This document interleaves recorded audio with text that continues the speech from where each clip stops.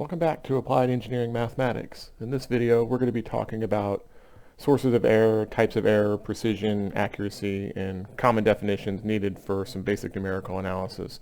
This is the first session in a series of upcoming videos for numerical analysis and approximation techniques and root finding. So without further ado, let's get started.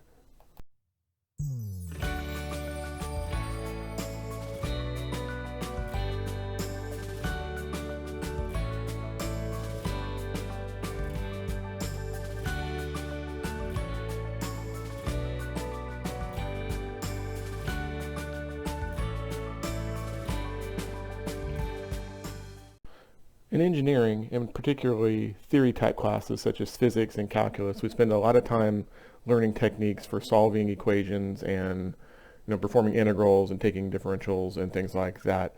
But in a more practical sense, engineers need to be able to use machines such as calculators and computers to perform these calculations as well. And any time that a machine is used, an introduction of some sort of error is going to occur. And so this video, we're going to focus on talking about some of the problems with errors, where they come from, and some of these more general definitions. Some of these definitions you may have heard before, but we may cast them in a slightly different sense, but hopefully we'll make some sense of this. We'll talk about things like significant digits and truncation errors and things like that. So we'll get started. So anytime that you start talking about errors, we're going to talk about a couple of terms that often get interchanged, and incorrectly so. The first term that we always talk about is accuracy, and what this means is that do our repeated measurements reflect the truth? That is does our calculation represent what is really happening, the theoretical basis or the theoretical answer? Okay, and if I repeat these measurements, do they consistently reflect this, whatever this truth is, with truth being in quotes? Okay. The other side of this is precision, that I can have a measurement that is precise, but it doesn't necessarily reflect what is the truth, that we're able to reproduce the results. And that's what you always want in any sort of experimental analysis setup, is you want, if I run a test, I want it to repeat the same time, and if I run it again, I want answers to repeat themselves as much as possible. Now, because if I'm precise in my measurement, then I can always correct precision to be accurate to the truth somehow. Okay, now knowing what the truth is, that's a whole different matter, but those are the two terms that we're kind of looking at. Another term that you'll hear a lot is this term of significant digits. And now in every introductory engineering class, okay, we harp on our students about, must maintain a certain level of significant digits, that numbers cannot be more accurate than the data that is used to generate them, and that's true. If I add two numbers like 5 and 10 together, I can't report an answer of 14.5 as accurate. I mean, obviously we know that's a grossly simple definition. Obviously we can mathematically know the true value, but anytime I do an approximation, if I take a measurement in a lab or something like that, that I can't be more significant on my calculation than I am with the data that was used to make the calculation.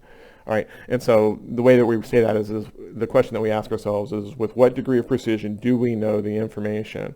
Okay, it's basically how many of the digits of a number can be implied with confidence. All right, so we'll give you kind of an example, especially the significant digits. This one's always a little bit of a tricky step. So significant digits, basically, where leading zeros are not significant. Okay, trailing zeros may or may not be significant to the right of a decimal. They definitely are. So if we have a number 3,500, okay, if we report that as 3.5 times 10 to the third, we now have two significant digits. It's the 3 and the 5. Okay, the number 3,500 to three significant digits would be 3.50. So you see that 0 is a significant number in this one. Now, if my number had been something like 3527 on there, then the 0 obviously would not be present. It would not be a significant value as well. Okay, and then likewise, four significant digits, we could do 3.500 times 10 to the third, and all of those numbers would be significant. And the more decimal places that I can provide in a number or in a calculation or a measurement, then the more decimal numbers I can apply in my experimental number matching to the theoretical result. Okay, now, when we were first learning about precision and accuracy, I remember my teacher back in, I guess it was probably middle school, brought this one up and kind of had a couple of, it's the old bullseye plots, and I think a lot of you have probably seen this, but it's just a good way of picturing what is accurate, what is precise, and accordingly. So here I have a couple of bullseyes. The top one that I have here is basically, it's, obviously we're assuming that the bullseye in the middle is the accuracy point, the true value, if you will. Okay, so in this case, I have a clustering of data off in this one side, but it's not in the middle, but it is clustered. Okay, so this is what we say is being inaccurate because it doesn't match the truth. It's not in the bullseye, okay, but it is precise because it's kind of a small grouping. Okay, so measures group closely to each other, but away from the true mark. Okay, the next case we're going to show is imprecise but accurate. You can see that if I took all these points and kind of found the theoretical center of this scatter plot, the theoretical center is probably about here, which is accurate to the theoretical results. Now, there's some danger in being imprecise and accurate. There could be no rhyme or reason to the pattern that I'm giving, and I could just blindly luck into a true value representation. So this one is one that kind of makes us nervous. This one I can fix. This one has some challenges associated with it. So this is where they are not grouped closely to each other, but they are centered at the true mark. Okay, and so that's why we always want to kind of make these comparisons back. Okay, the last one then is neither accurate nor precise, or inaccurate and imprecise. Okay, in this case, it's it's not grouped closely at all, so these are scattered all over the place. Okay, and the center of this group, which would probably be about here, is not close to the middle or the theoretical point, and it's not centered at the true mark. Again, our true mark is the center of the bullseye on this particular example. So that's kind of, I've always used those pictures kind of as a mental image of kind of the difference between accuracy and precision. So we want to be both accurate and precise, okay, but sometimes that's not the case. So then the next best thing then would be to be precise but inaccurate, and then I can correct the inaccuracy through changing my experimental setup, or I can determine what the problem was in my experiment, so forth and so on. So those are all things that we're kind of looking at in our basic terms. All right. Okay, there is one other one, okay, and this is the one that we definitely want, okay, and this is accurate and precise. That we have a tight clustering with the center of the experiments located at the true mark. That's the best of both worlds. Okay, all right. Now, so that's kind of our definition of precision and accuracy. Now, error starts to become the difference in our approximation, which we hope is a precise approximation relative to the true mark or the true value. Okay, and the error is the difference that exists in this one. So in this picture, the error would be very, very small. But in some of those others that you saw on the previous page, they could be pretty big depending on how the data fell out or how my experiment was conducted or completed. All right, so as we start to look at this, we're always, whenever you do an experiment, we're always going to be talking about error, and we have to, it's either expressed as a percentage or some value. Often we give a mean or a standard deviation, and we've talked about those in previous videos in this series. So if you need some review, please go back and take a look at those as well. So, but the definitions that we're going to use for the next couple of class periods, just so that we're consistent in our wording, is that we're going to define that the true value is going to be equal to my approximation value plus some built-in error. Now, this error comes from a lot of sources, okay? So it could be, and we'll discuss what some of the typical values are. So then the true error, this ET parameter, is going to be the true value minus the approximation. Okay, and our goal in numerical analysis is to minimize that value. If I can get this value to be 0, then my approximation matches my true value. Okay, it's very, very good. All right, so that's our error value, if you will. Okay, now the true error we're going to write as as ET. It has units, and it's hard to tell if the error is large or small. Okay, for example, if I have a really big number, and we'll show you down here, the true error is kind of it's a dangerous thing. If you're measuring numbers in the millions and you have a true error of 100,000, that may or may not be a big deal. But if you're measuring things in the thousands and have an error of 100,000, that's a huge problem. Okay, and so this true error number, it's not often used. Often they use what we call the true relative error. And what that is it's basically a percentile of the true value. So I take my true error and I divide by the true value, multiply by 100%, and that becomes my true relative error. All right, so if my true relative error is, is 100%, then that means that I'm accurate or on my value. Now, I could be overshooting it, I could be undershooting it, depending on what this number does here. Okay, all right. And so it's going to, the problem we have with this calculation is that it requires knowing our true solution. And in an experimental setup, often you don't know this. That's why you're doing the experiment. So calculating errors is a bit of a tricky mess in a lot of situations. All right. So here's kind of the problem that we have with our true error. You know, as we talked about, if we have a true error that is 0.1 degrees when an answer is 150 degrees, it's a relatively small value. But if the true error is 0.1 degrees when the angle is 0.15 degrees, that's a big percentage. That's extremely large. That's the problem with true error, that it's the same number in both cases. The true error is the same, but the relative error would then be, you know, 0.1 divided by 150 is a very small number, okay, and then 0.1 divided by 0.15 is a very large number, okay. So what we want is we want to calculate something that we can, you know, and in cases where I don't know the true answer at the time of the experiment, we're going to do what we call an approximation relative error. Okay, and so this is going to be epsilon sub a. It's going to be our approximation error divided by the actual approximation value, okay, and times 100%. Okay, so in reality, many times we don't know the true solution ahead of time. This is what we call an a priori situation. Okay, so we're going to have to do something where we figure it out after the fact.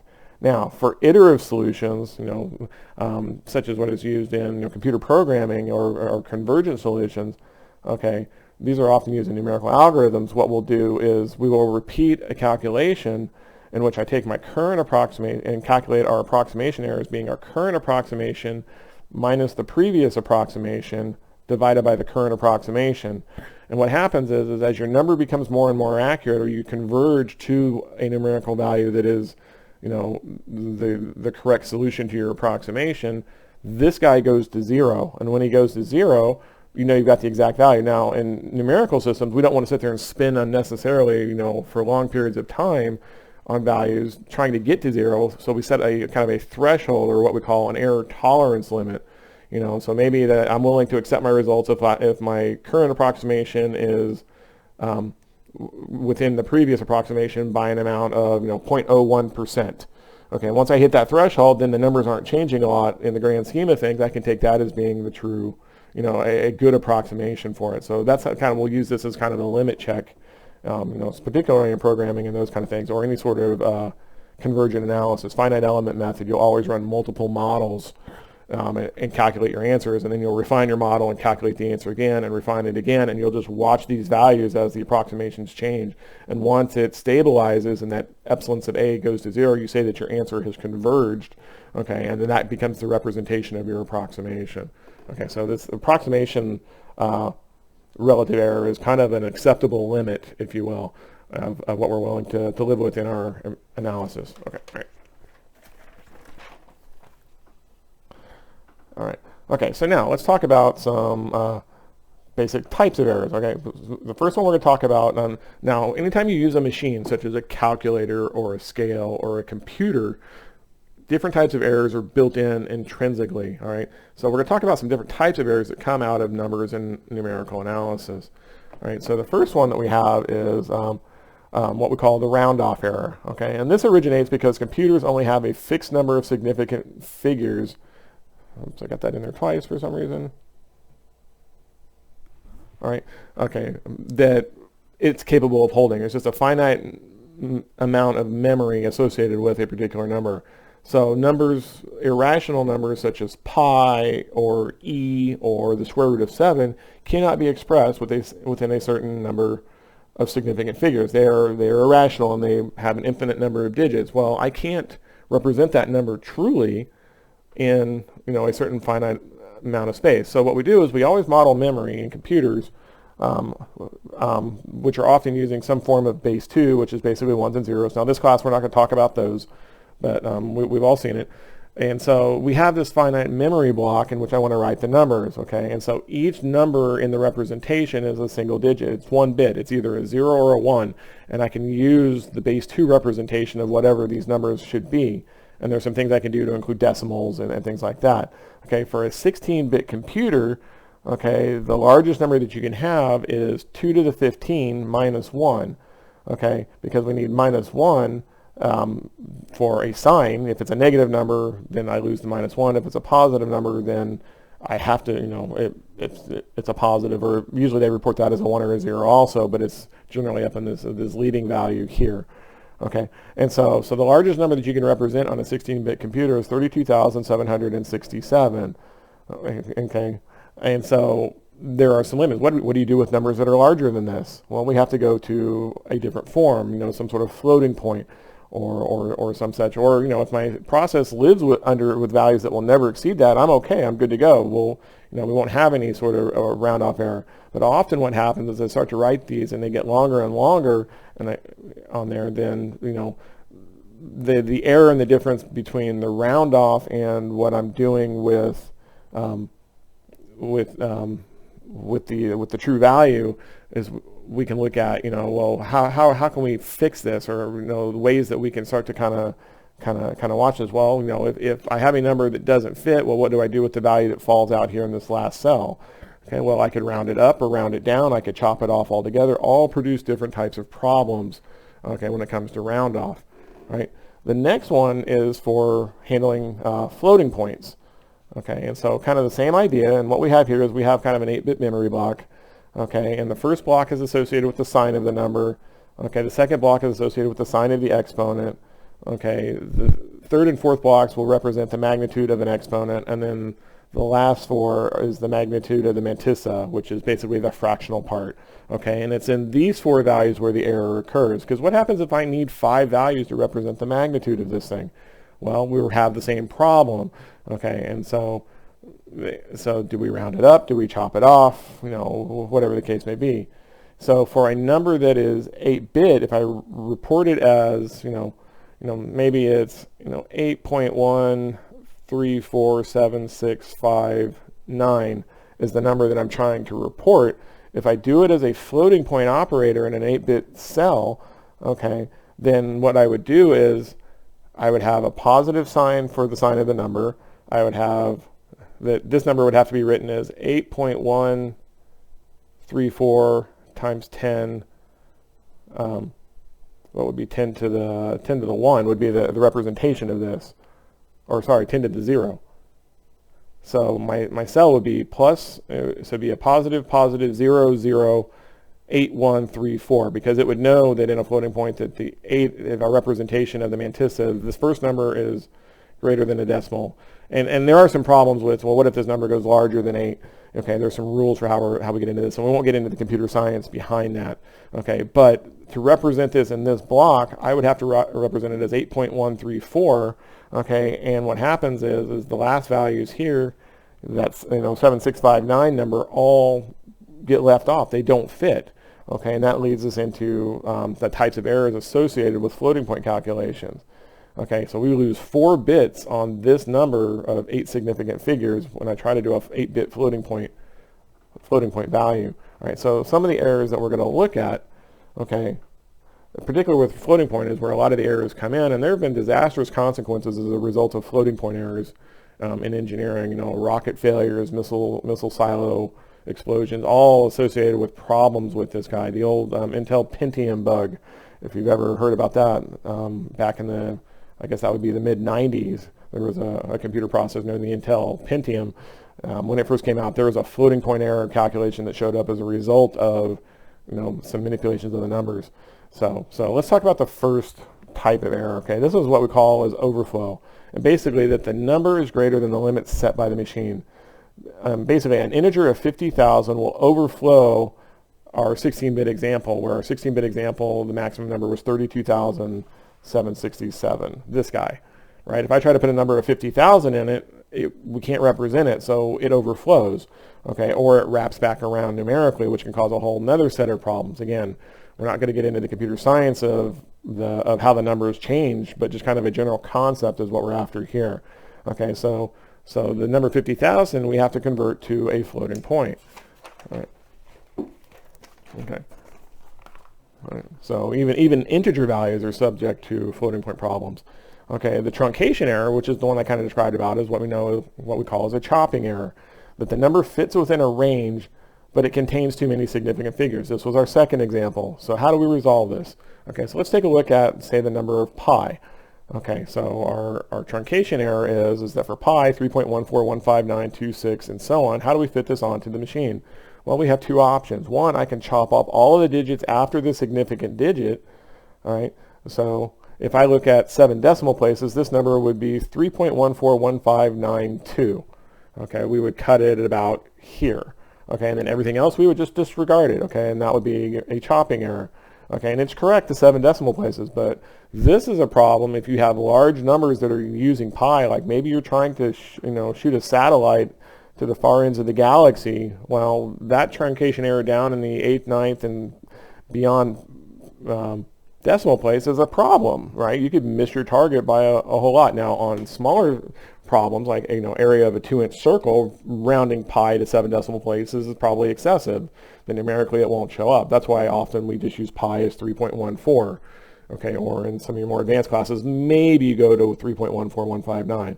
Okay, but that's what a chopping error is. And so depending on the circumstances, it can be either no effect or it could be a real problem for what you're trying to do. Okay, the second type of truncation error is known as the rounding. Okay, and so for pi to 7 digits, if I round it to the nearest significant digit, I get 3.141593.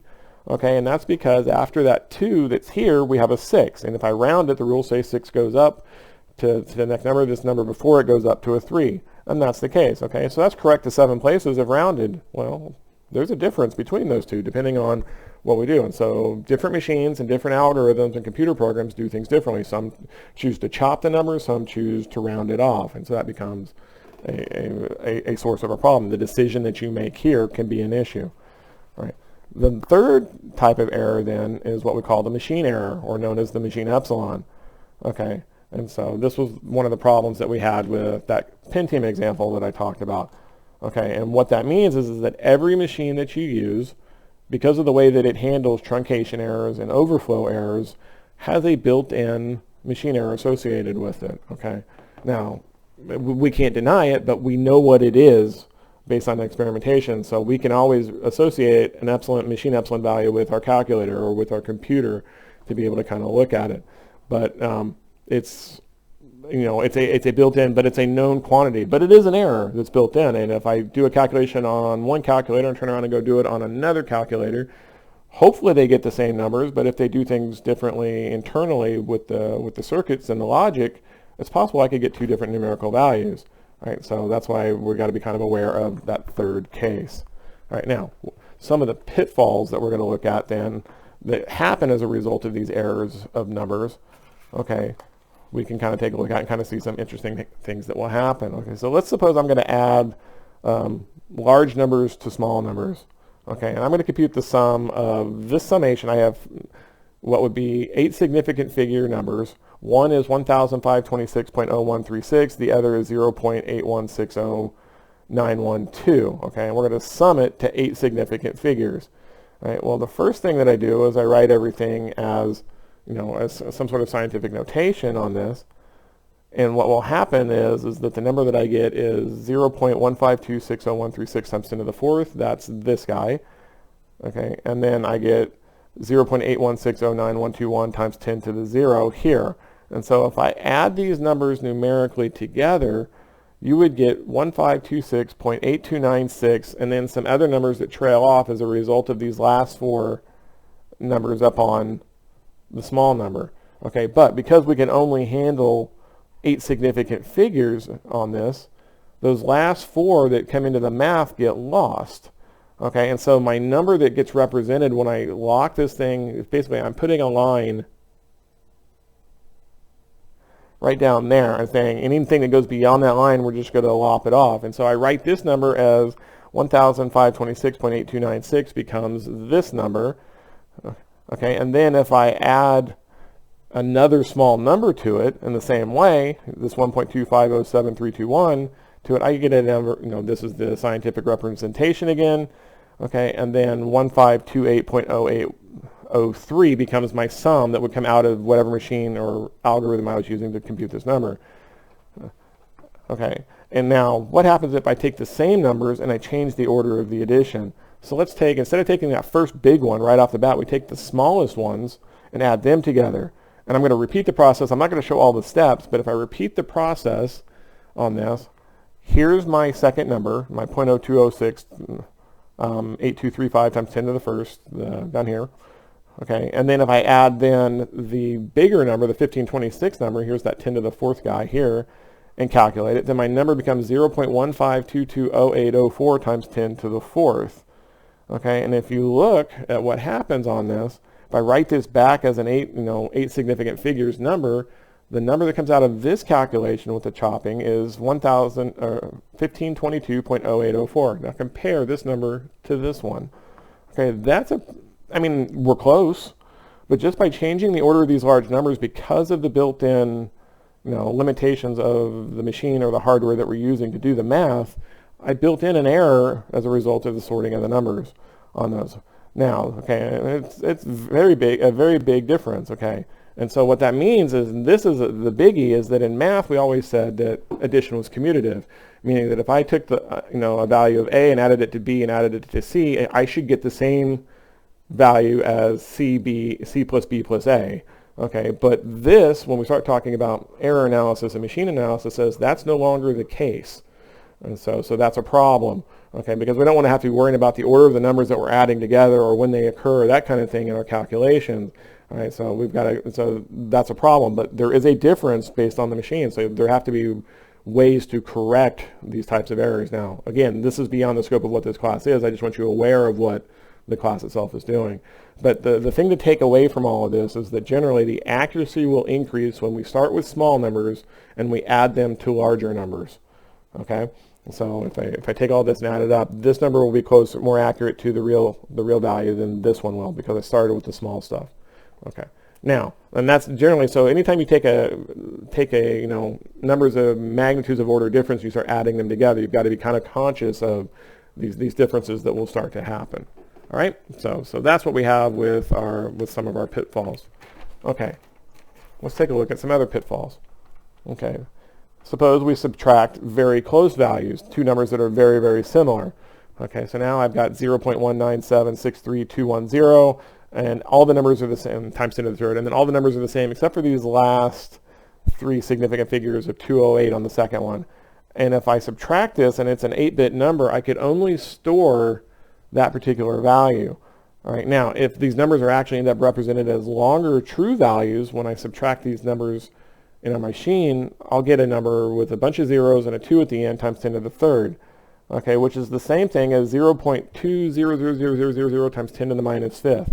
The problem that you have now is that mathematically in the machine, I only calculated to there, but for an for a number that should have 8 significant figures, I've only used up one of them. These could be anything else, but they were lost again in the translation of the number back to that scientific form.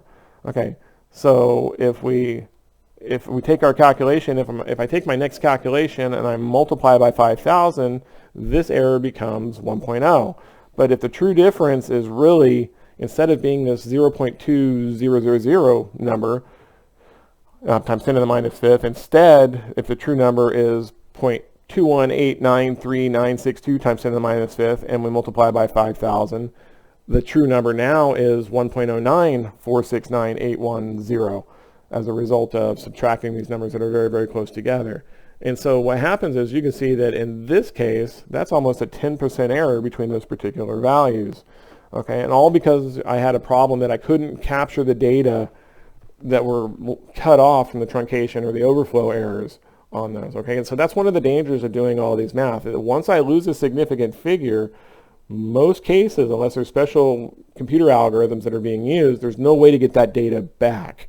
Okay, now there, in the advent of the PC, there are mathematical libraries that can go out there and handle really, really big numbers or really, really small numbers, doing a different set of calculations. But for just everyday type of things, we have an issue here.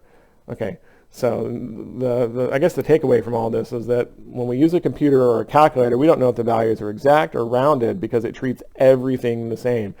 Meaning that it has the same significant figures that fit into its floating point definition. Okay, and whether it chops off or not, that's the problem. Okay. There's another type of error that comes in, or another pitfall is what we call as smearing. Okay. And things like, this will occur when the individual terms are larger than the summation itself. So if I look at, in this case, depending on your values of x, e to the x, 1 plus x squared over 2 plus x cubed, it's possible that singular terms can be greater than the actual value that we're working on. We don't do a lot with smearing in this, so we'll kind of nod our head at this and say we'll accept that smearing is an issue, but we won't really discuss it in the scope of what we're wanting to get accomplished here today. Okay. Another error that can show up is what we call the inner products. This occurs when we have like summations. Okay. And that as we go into, say we're summing, an infinite series. Well, again, in a calculator or computer algorithm, I can't run out an infinite number of computations on this thing, right? Now, theoretically, I can handle it, but from when it comes to a machine standpoint, as I start adding these terms, there's going to be some sort of truncation or some sort of lopping off that has to happen, that we're going to sum, I equals 1 to n, when in reality what we want maybe is I equals 1 to infinity. Well, I can't represent infinity on a computer, so we have to choose an n. Maybe we choose n as 100,000 and say, so if you have an inner product in which these values are getting larger, if I start chopping off the last of these, from n up to infinity, we're going to have a huge problem. Now, if our values is and that's what we call a divergent series.